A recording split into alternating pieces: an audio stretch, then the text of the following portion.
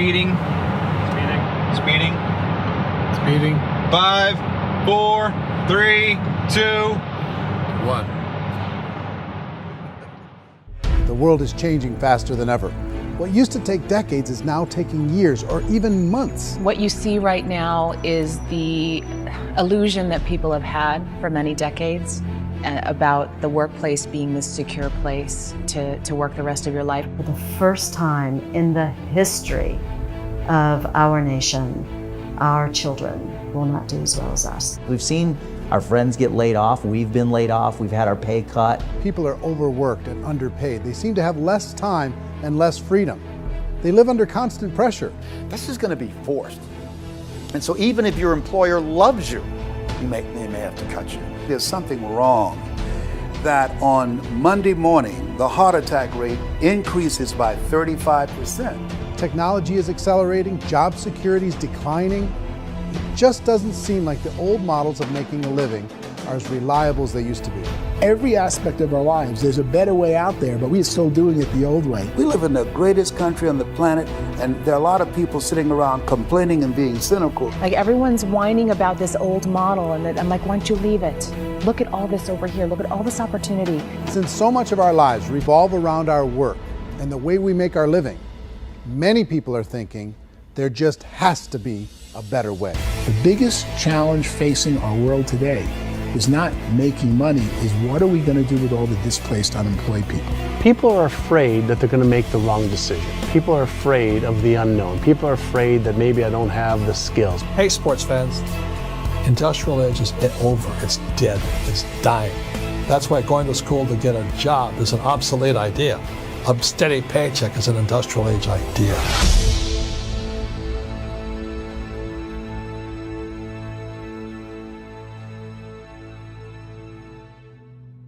It's the search for answers that has brought us here together today.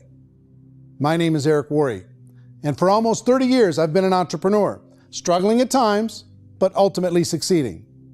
As a best-selling author, speaker, and business owner, I've spent my entire career helping millions of people around the world to become entrepreneurs. And I believe strongly that there is, in fact, a better way when it comes to how we make a living. The career landscape has changed dramatically, and many are still working in a model that is completely out of date. What worked for previous generations isn't working as well for people today. In this film, we're going to explore 3 important questions. First, what's really going on in our working world today? Second, in this new economy, is it better to become an entrepreneur, or is it safer to work for someone else? And third, if a person decides to become an entrepreneur and start their own business, how can they do it without taking on massive risk?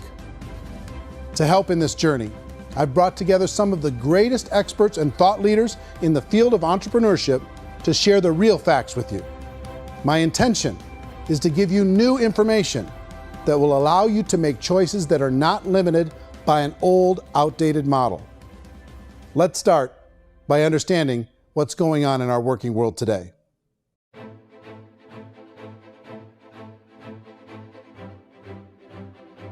Let's look at unemployment. 30–40% of the people are honestly not working, but would be working.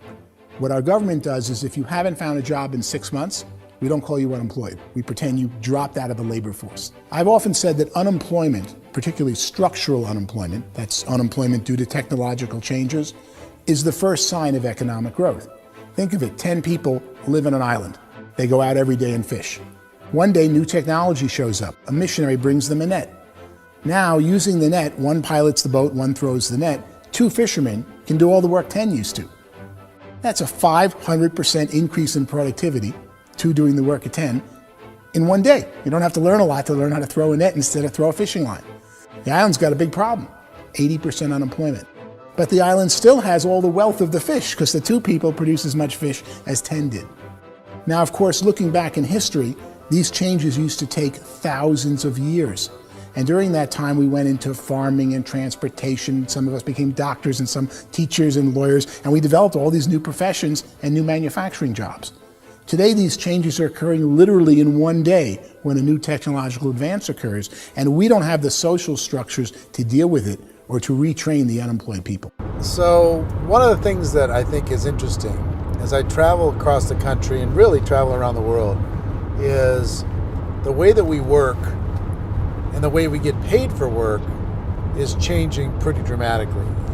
On a global basis, everything is being turned upside down because of the rapidly advancing technologies. They are eliminating many jobs, and we have been left with many people not prepared for the jobs that exist. A lot of demand in public companies was to squeeze out all the fat and to get just as much margin as we possibly could, and fat equals humans. So this idea of job security in information age is so obsolete, but it's still taught inside our school system. And that's where the problem starts. There's no financial education in the school system, and people are still trained to be employees to work for that paycheck. This is a chart on the middle class. What's happening in the middle class, those that went to school, their incomes have been coming down for years. And parents still say to their kids, go to school, get a job. Now what happens to all those middle class people who are dropping off the ends of the chart? Well, they become what's called working poor. And this is what happens to working poor. But they say poverty is ending. Well, poverty may be ending, but working poverty is going up. And this is food stamp usage. So food stamp usage in America is going through the roof right now because people cannot earn what they call a living wage. Most people have experienced financial pressures that I think are probably greater than they have been in the past. If you're not working for yourself, then it's going to be a pretty hard road for a lot of people. Today, if you're going to control your future, the 40-40 plan is gone, where you can graduate from college and get a job and work for 40 hours a week for 40 years. That day is gone. So some of these charts actually tell you what's going on. And this is a really interesting one, you know. People are going back to school because if I go back to school, I'll get a nice job. But this is what's happening to, it's called Sallie Mae, which is the student loan guys. Student loan is going through the roof. It's now over $1 trillion, and student loan debt is worse than credit card debt. So when people stopped using credit card, the government got people into student loan debt. And the problem with student loan debt is you can never be forgiven. See, with credit card debt, you can declare bankruptcy and then all's forgiven. But student loan debt, you can declare bankruptcy, you still owe it. It's the worst of all debt. But this is the next picture. Look at this chart here. This is what's happening to wages of college graduates. It's going down. So you go to college, you rack up all this debt, but you earn less money. Now, that's not that intelligent. Average person who's been working a lifetime in America today is ending their lifetime at 65 with about $41,000 in assets. They earned just enough to survive. I think in the United States we have something like 17 trillion in debt. That's just the federal government debt. We got another 2 in municipal and in other, let's call it almost 20 trillion government. We've got 40 trillion in private debt. That comes up to close to 60 trillion. When you then add something we never had before, what you were talking about, when we look at the unfunded portion of Social Security and primarily Medicare, Medicaid, that at the most conservative estimates from outside firms, Kleiner Perkins, 67 trillion and growing. That's more than all our other debt. There's less conservative estimates that say it's 84 trillion or higher. I added up conservatively $127 trillion in total debt. Debt is a financial drug. When you take it to excess, it's like taking a drug. Yeah, it makes you feel better, it enhances your performance, but at a huge cost, eventually it kills you. And so that's what happens. We keep doing more and more debt, and you get less and less results, just like a drug, until the debt gets so high that it crushes the whole system. That's where we're at, 8.2 times GDP. You know who I feel sorry for? I feel sorry for the person who dreads going to work, who is sick to their stomach on Monday morning, who hates their alarm clock, who gets a little glimmer of hope on a Wednesday because it's hump day and says, thank God it's Friday. And they live for those 2 days a week where they get to be themselves and they don't have to be around people they don't like, and they don't have to play the political game in the office, and they don't have to live this half life. The person that works 50 weeks a year just to be able to have the 2 weeks for vacation. And you know what happens to most of them? Nowadays, they don't have a vacation. They have a staycation. They have time off of work, but they don't get to go where they want to go because they're overextended. They've got all this debt. They got all this situation. They hate their alarm clock. They can't sleep until they're done. They have to spend most of their life in traffic. I feel sorry for that group of people because there's a better way. They just don't know it. I see this really interesting attempt at rugged individuality in a 6x8 rectangle.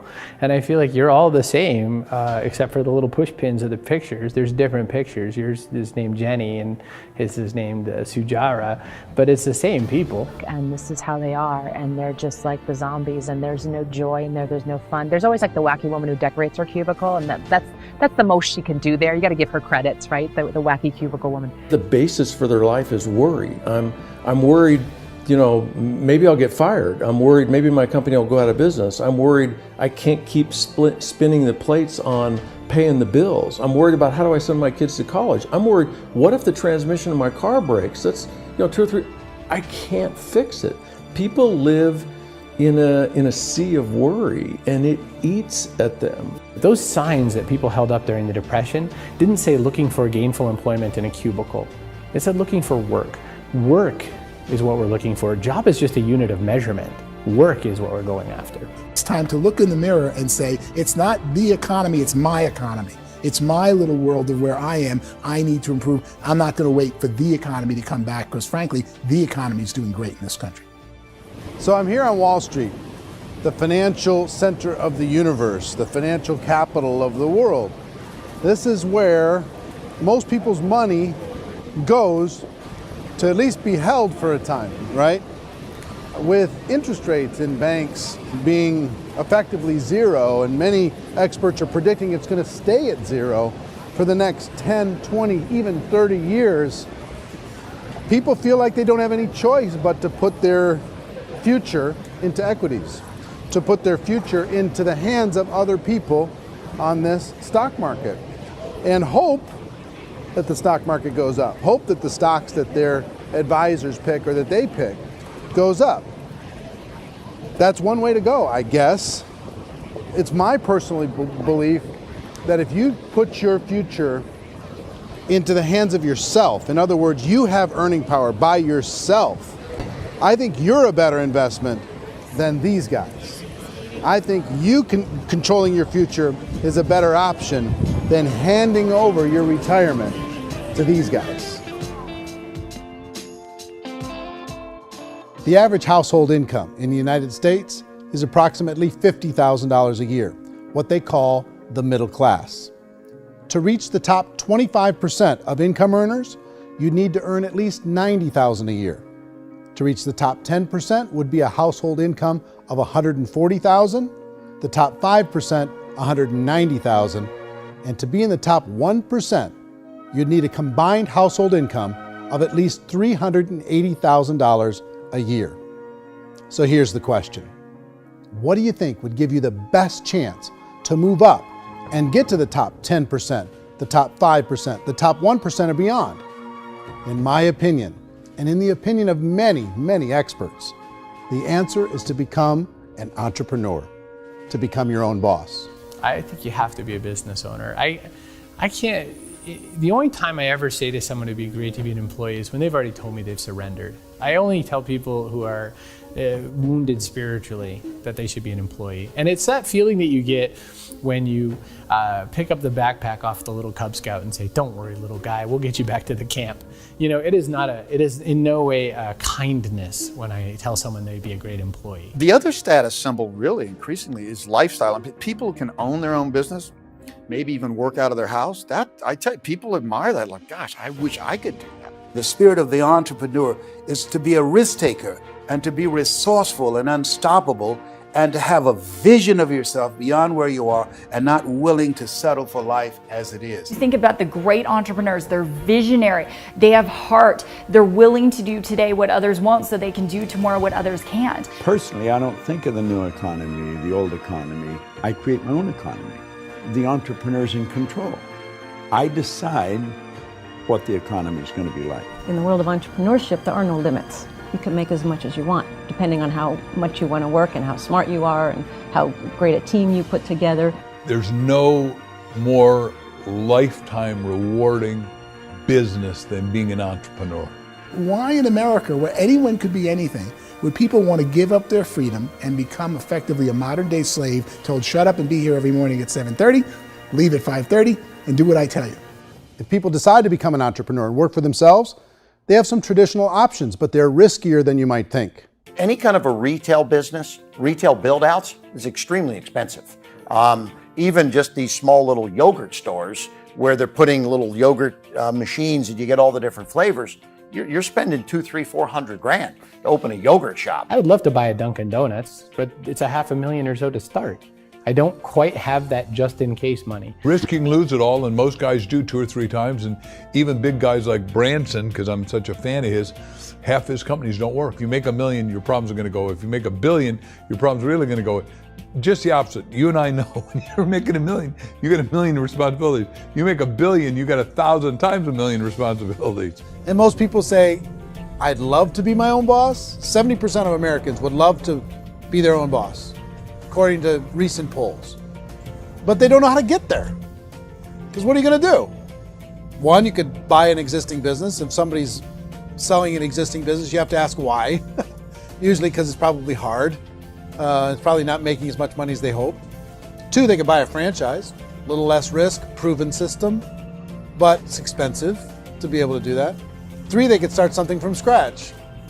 And that's where a lot of people feel like, I don't have the chops to do it. I don't have the money. I don't have the product idea. I don't have the expertise. I don't have whatever it's going to take to be able to get there, and I can't risk my family to do it. So 4th, they could become an investor. A lot of people in this town invest to try and figure out a way, but you got to be pretty smart with that game too, right? Venture capitalists, who are the very best and most sophisticated in investing in new breakthrough businesses, make it on 1 out of 11.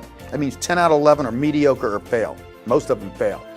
That's the risk there. An angel investor is lucky to get 1 out of 15 or 20. A business is a team sport. Like, I have to have accountants, I have to have engineers, I have to have system designers, I have to have sales, marketing, I have to have accounting, I have to have mission statements, I have to have legal and all that. The average Joe Schmo, even me, I go out there, I don't have the skills to put a business together. I think the bottom line for the 4 traditional options is they take money, sometimes a lot of it.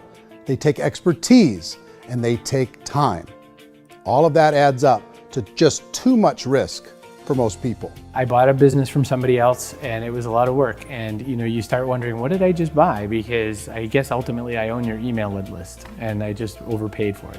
People that start their own business, they spend a lot of money, they spend a lot of time, a lot of effort to get things started. And the more you invest on the upfront, the harder you typically work at it. I can tell you what the success rate is of a restaurant. What is it? They're crazy enough. About 90% of them fail. About 90%, in how quickly?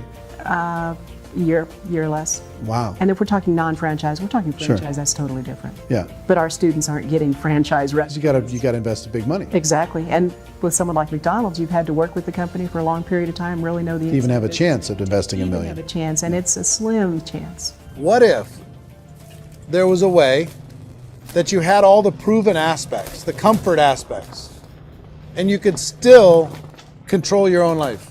What if there was both? In other words, you didn't have to create everything from scratch. You didn't have to be a super leader. All you had to do, what if there was a proven product already? You didn't have to create the product. And there's a proven system already, proven training already. Everything except an employer. That was the only thing that you didn't have. Do you think more people would be open to working for themselves in that environment?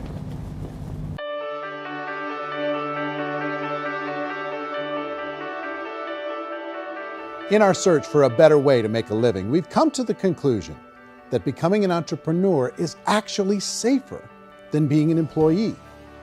And through our look at the entrepreneurial options, one particular path kept coming up from expert after expert. And I think most people will find it surprising because it's certainly a non-traditional business model. That model is for people to start their own business and become an entrepreneur through the creation of a network marketing business. Some people call it direct selling because the product is being sold directly from the manufacturer to the end consumer, cutting out the middlemen. Other people call it multi-level marketing, or MLM, because there are multiple levels of commissions paid.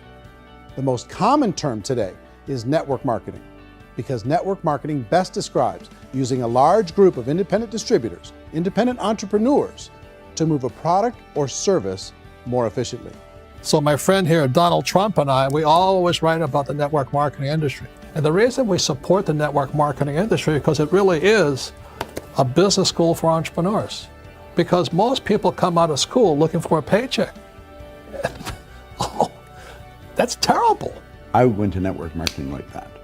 I think if it didn't exist, we should invent it. It is that good. I think direct selling is a great way to do business today. It's very easy to get into that industry, and you can be self-employed, be in effect an entrepreneur. When we see multi-billionaires adding network marketing companies to their portfolio of companies, that would be a clue. When we see people who are very famous authors and very famous business people endorsing the industry, that would be a clue. These network marketing companies aren't $50 million companies, they're billions and billions of dollars. They lead the stock market, they're major companies. When we're going to get it? You know, and you're going to school to work for a paycheck, but if you want to be rich, be an entrepreneur, and network marketing gives you the spirit to be an entrepreneur. A traditional company will spend up to 50% of their total revenue on marketing. Network marketing companies use a different approach. Instead of having all that extensive marketing expense, they utilize a network of independent distributors to do the marketing for them. Now, why do they do this? First, because word-of-mouth advertising is so much more effective today than traditional media advertising. Second, some products need to be explained or demonstrated, and an independent salesperson can do that more effectively than an ad campaign. Third, it's completely efficient. The company only pays for the marketing of their product if a sale happens and not before. Imagine if Amazon allowed you to become an independent distributor and paid out 40% of its revenue to that distributor group. All you had to do as a distributor was recommend a product, and if a person bought it on Amazon, Amazon would take care of all the logistics and you'd get paid for bringing the customer. Now imagine you got paid for every purchase that customer made for the rest of their lives. Well, Amazon doesn't offer this option, but network marketing companies do. 85% of all buying decisions in our society are made as a result of word of mouth or reputation. We're recommending things to each other all the time. You know, who's your dentist? Who's your doctor? Who's your lawyer? What detergent, are you using? What legal system are you using? What product are you using? We're talking to each other about the things that we love anyway. When you go into a big box retailer, you're lucky if the clerk looks you in the eye, much less gives you any detailed or accurate information about what you're purchasing. So of course, this personal information, this education coming from a friend, a neighbor, a relative, or even a stranger, but one who has experience with the product is extraordinarily valuable. As a matter of fact, network marketing can educate consumers probably better than any other form of marketing. It certainly can do better than advertising, because advertising usually has a certain hype to it and you can only get limited information.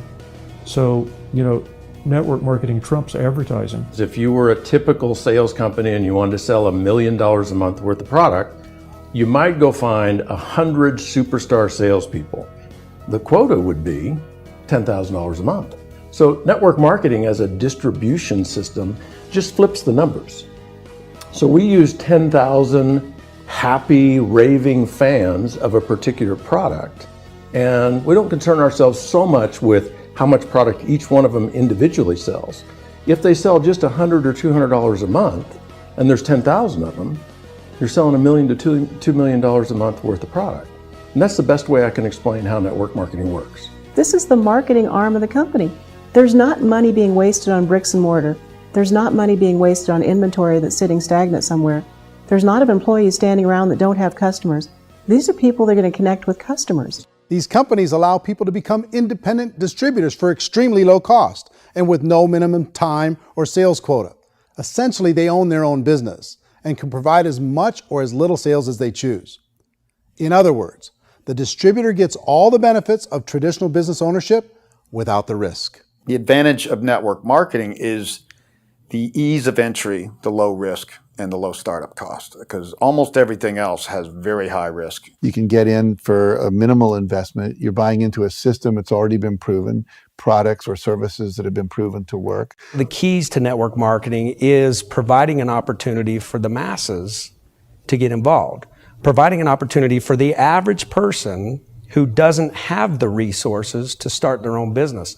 All of this so far is fairly straightforward, but network marketing offers another benefit, and it's this benefit that makes it so interesting for entrepreneurs.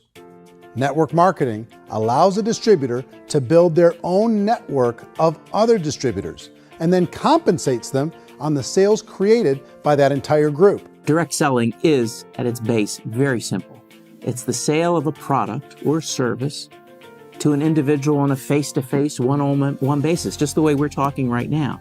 But there's an important element as well, and that's the offering in conjunction with that sale of product, the offering of an opportunity for someone to make something of themselves. No matter what your social status is, no matter what language that you speak, I mean, look how many unbelievable people are becoming successful that speak every kind of language out there. What an awesome gift to give the world. Instead of having to work your way up in a system and prove that you could be a sales manager, they just decided everybody can be a sales manager. Everybody gets to build a sales team from day one. And so what that brought into the system of growth as a direct selling company is the concept of compounding or geometric progression. Because now you can actually grow a sales force very quickly because everybody is enrolling people in their own sales force. People who are like, oh, this is weird, I'm building a sales team, or what do you think you do at a regular company? How do you think a regular company works? Network marketing is the only industry that doesn't say your past determines your future. It looks at your past and says, okay, now what can we train you to do so you can have a great future? Every other employer out there wants to exploit you for what you already know, not teach you something new. Network marketing has the potential to save the United States and the world, because it's going to teach people not to be employees, but to be entrepreneurs.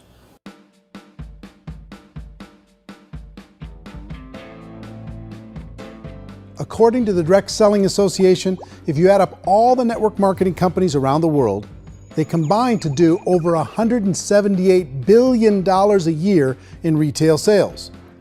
To give you an idea of how big that really is, the NFL, the National Football League, does approximately $9 billion a year. The music industry does a little more than $16 billion a year, and the movie industry does about $80 billion a year. Using a conservative average, network marketing companies pay their distributors about 40% of that $178 billion in the form of commissions, which adds up to more than $71 billion a year. That's almost $6 billion a month. It's almost $200 million in commissions every single day. So it's certainly working, and people are making serious money in network marketing. With the growth of the direct selling industry over the last 10, 15, 20 years, we've seen a broader understanding of the channel. We have seen more and more people getting involved in the business, so our penetration in the marketplace has increased, and thus the understanding in the marketplace of who we are has increased. And we've seen non-direct selling companies look at the direct selling model and say, something's going on there. People are making money, companies are being profitable, individuals are being motivated, product is being delivered to market. Maybe we should explore this. Some people think only the people at the top make money. Well, let's take a look at that as well. In the network marketing profession, there are roughly 500 people in the world who earn over $1 million a year. If you round that number up to $2 million a year, that adds up to about $1 billion a year. That takes the $71 billion paid out each year down to $70 billion. So where does the rest of the money go? The vast majority goes to part-time people making anywhere from a few $100s a month to many thousands of dollars a month. It goes to people who choose to make it a full-time career move and earning even more than that. Every day, people are using the money they earn through network marketing to pay off debt, have more fun, and improve the quality of their lives. Everyone I know in network marketing has been doing that since the 50s.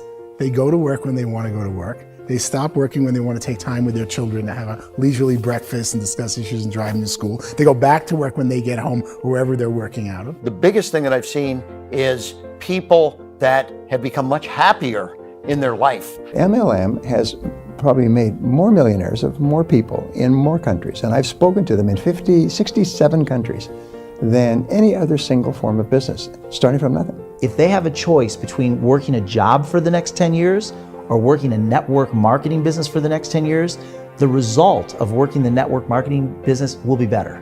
A lot of people within the industry go on and make this a career and do extremely well at it. Network marketing has been nothing but good for everyone I know that's been involved with it because they did it seriously and they played full out and they've been very successful. It's been a constant barrage of success stories and people showing off stuff that they got as a result of it. How many people are involved? Approximately 16 million Americans and 96 million people around the world are currently participating in network marketing. And in a recent poll, 82% of those people report a good, very good, or excellent experience with network marketing. So people are happy.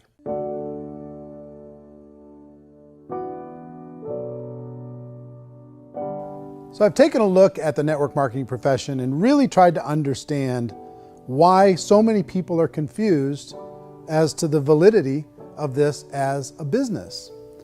One is this pyramid shape. People get really messed up with this pyramid. Oh, it's one of those pyramid things. So I just think there are a lot of haters out there who really don't understand the industry and say, oh, it's a get-rich-quick scheme. It's a pyramid. Well, corporate America is a pyramid scheme. You know what I mean? It goes like this. You have thousands of MBAs, let's say working for Ford or General Motors or Coca-Cola. If all these MBAs are all trying to get to here, that's a pyramid. Only one guy's going to make it. Every 10 years, one's going to make it. Whereas you look at network marketing, it's like this. So you're here, and your job is to develop other CEOs coming up behind you. So it's an inverse pyramid. In network marketing, it's a very simple concept. If you sell product, you get paid. It is paid based on production. There is no first mover's advantage. There is no investment component where the more somebody spends, the more they're entitled to make. So the two are polar opposites of each other. It doesn't matter what shape the company is or the compensation plan is shaped, whether it's a circle or a pyramid or a triangle or a trapezoid, it doesn't matter. If compensation is coming primarily from recruitment, then you've got a problem.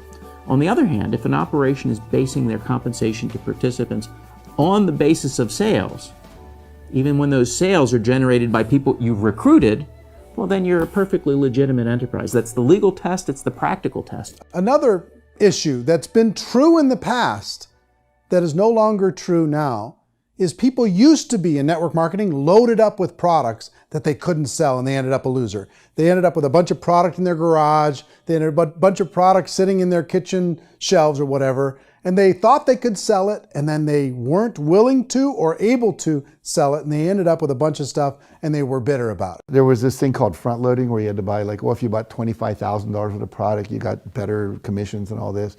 Today, it's almost all done by computer. It's direct mail comes from a warehouse somewhere else. You don't have to have all this inventory. You don't have to stock up.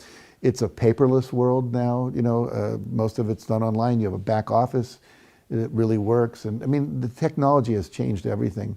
Third issue is people start talking about 99% of people in network marketing don't make any money. Well, we've talked about that over the course of this journey together.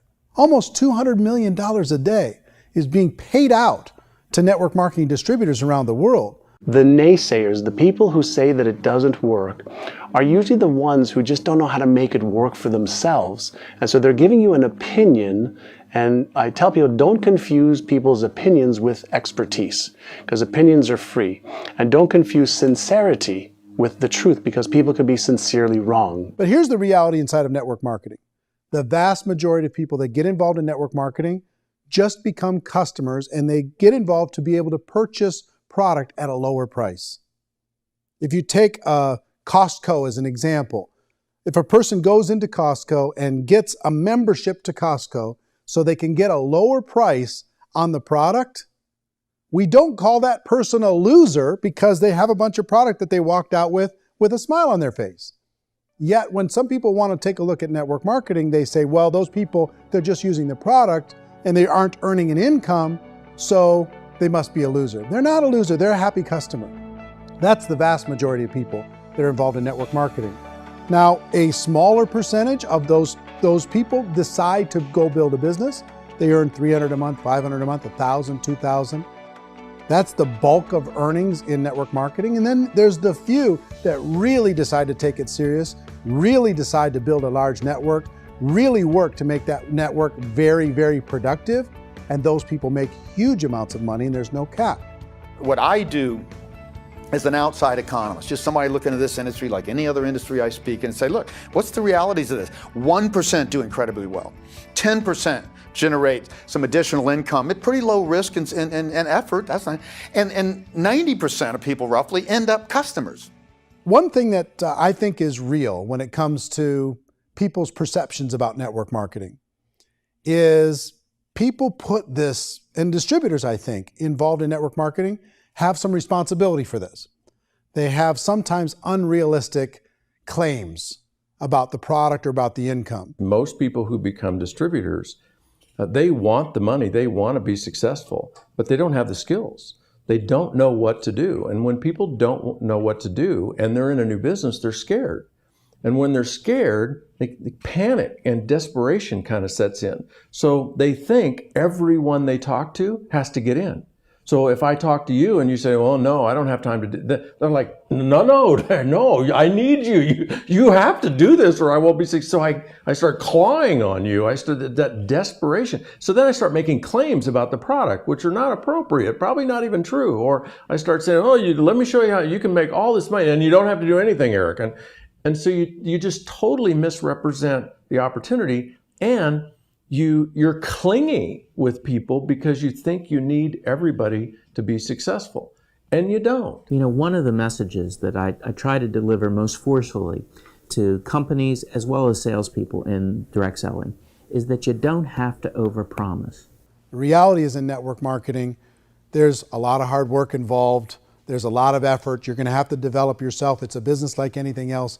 It's going to take some time, but in my opinion, it's better.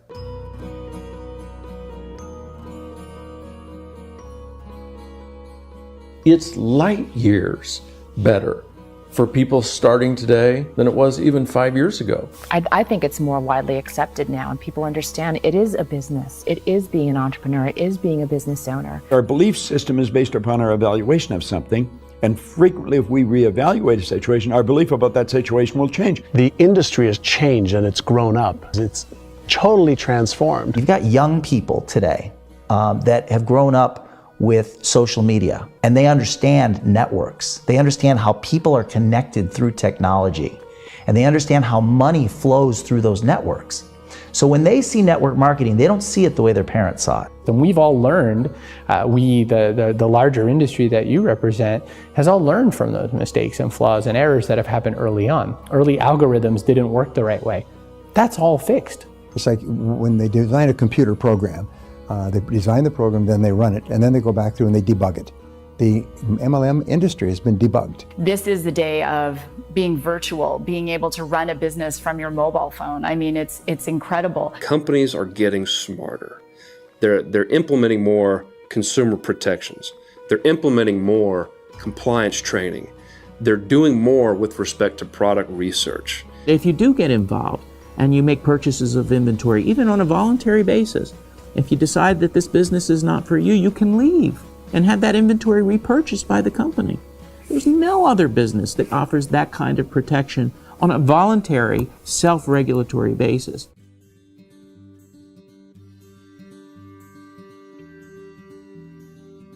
If you decide to look further into a network marketing business in order to generate more cash flow for your family, I would recommend reviewing the following 4 elements. First is the product or service. And on the product or service, I would ask 5 important questions. 1, do you like it? Is it something you would feel comfortable sharing with others? 2, is there a recognized need in the marketplace? It's hard to create a need if one isn't naturally there. 3rd, does the product meet that need? Does it solve a legitimate problem for consumers? And 4th, Is it priced to sell? Can it compete in the marketplace? And fifth, is it priced for profit? Is there enough margin for the company and the distributor to be able to generate income for the long term? If you can answer the questions on the product to your satisfaction, the next element to consider is the company itself. Is it well run? Do you believe in the founders or the management team? Do you feel they have what it takes to go all the way? See, it doesn't matter how good the product is if the management can't take care of the company. Good management can change with the times. They can handle adversity. They can make good decisions. Make sure you choose a company that can serve you for a long time. The third element to consider is the compensation plan. And with that, there are 3 important things to look at. First, a brand new person needs to be able to generate some money fairly quickly. It may be an obvious reason, but you can probably imagine the ripple effect of a distributor getting involved and having even a small victory fast. That can only help with the overall success of the organization. Second, a person should be able to develop a moderate part-time income in a reasonable period of time. As they develop their network and as their sales grow, they should be able to enjoy more benefits. And third, for the people who are really serious, for those who decide to really go pro in the network marketing profession, there should be the possibility to make a serious full-time income if they work hard and are committed to developing their skills. If you're comfortable with the product, the company, and the compensation plan, the last thing you should look at is the support that will be made available to you. Does the company have a website? Does it have a solid online reporting tool? Do they have comprehensive training available? Do they host events to help you build your business? If you decide to do this, what kind of a support system can you plug into? Choosing a network marketing company is a personal decision. But evaluating the 4 elements of product, company, compensation plan, and support is a great place to start. Is the company promising that you're going to get rich quick or that you can make a lot of money without a lot of effort? That's a red flag. Is there a product that you really believe in that you think can be sold? Or are you being told by salespeople or the person who's trying to recruit you or by the company itself that don't worry about the product, all you have to do is recruit other people into the business? Red flag, warning sign. If you're hearing that, take a second or even a third look. Get to know the customers, the products, the business, have some success, and see where the opportunities might take you to move up in the organization. You want to find out how concerned are they about my education, my training, and my development? Is there a space for me to grow? Most important question.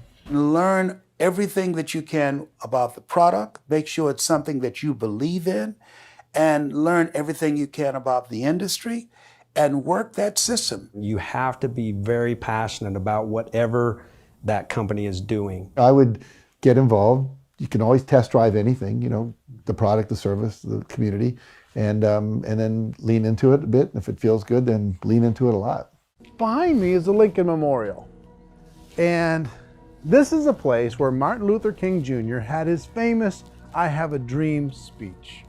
And at that speech, he talked about his dream for equality for everyone around the world, and that's a noble dream.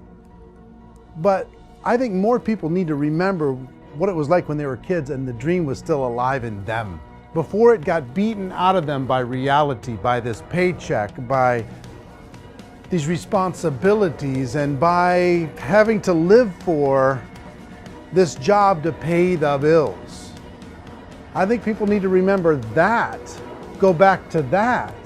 Once they know that there's a better way, I think their future is going to be much brighter. They can live a better life.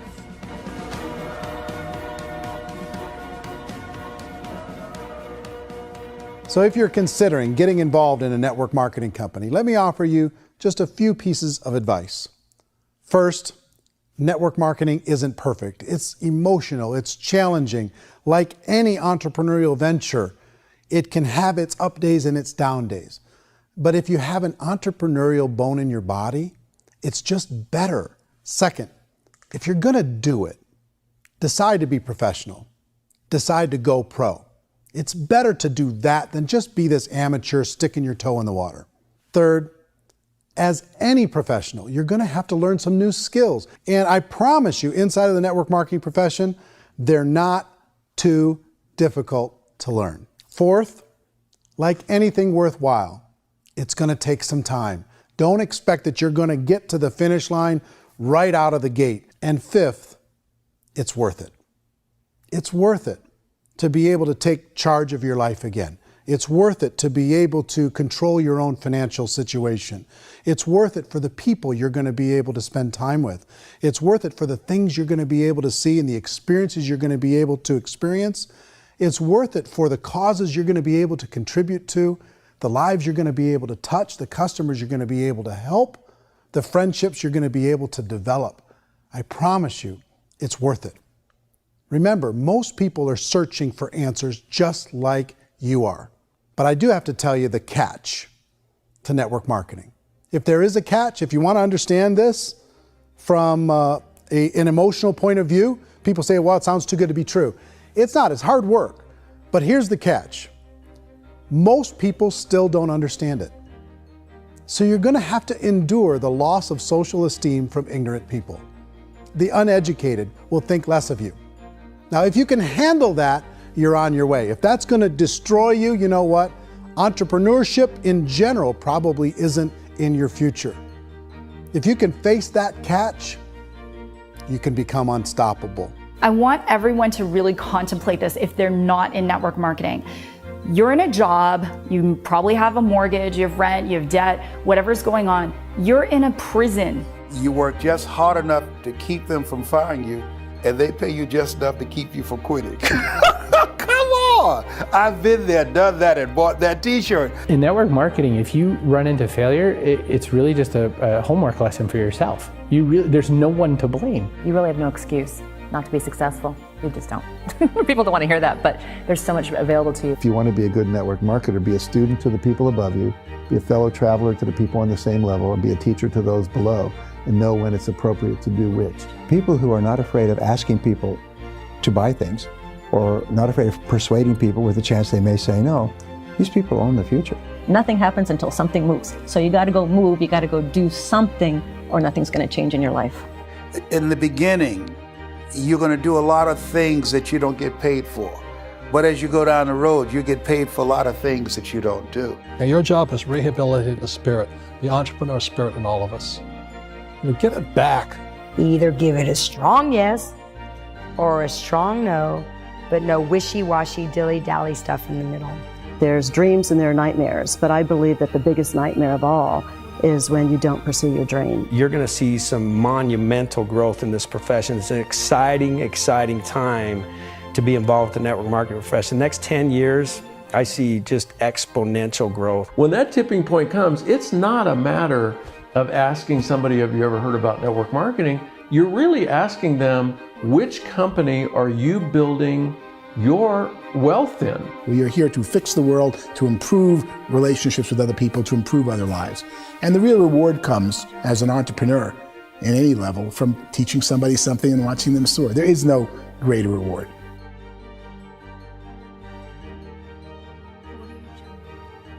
Life's too short to spend it living someone else's dream instead of your own. It's too short to spend it living at a fraction of your potential. Can being an entrepreneur be a challenge at times? Sure. But here's what you get in exchange. It can be yours. Something that you built, something that you created, something that you made happen. This balloon represents your dream. It represents entrepreneurship. My wish for all of you is that you would reach out and grab it. The choice is up to you.